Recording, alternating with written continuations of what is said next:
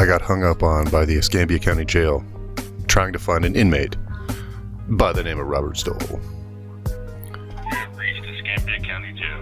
You have reached Escambia County Community Correction. Hi, I was hoping to get some information about how I could speak to an inmate named Robert Stoll.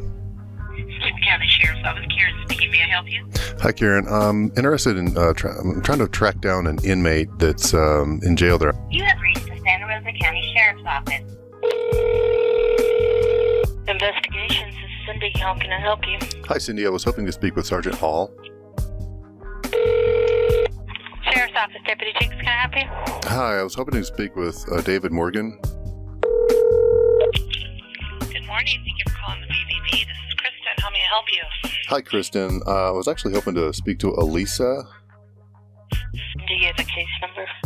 I might actually, yeah. Oscar Foxtrot 009484. Thank you for holding. This is Lisa.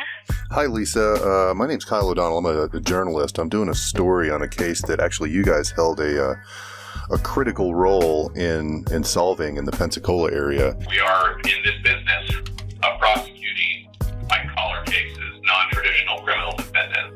When we get a complaint in, if we start seeing a pattern of that complaint, that's when we turn it over to law enforcement. There are cases that we handle in this division that start off as just complaints against a business. They don't see criminal on their face. It's just something's wrong. And we've had a lot of success working with the Better Business Bureau to find additional victims. And maybe if they don't ultimately become victims in every case, we can at least find additional information that can be helpful in a criminal case.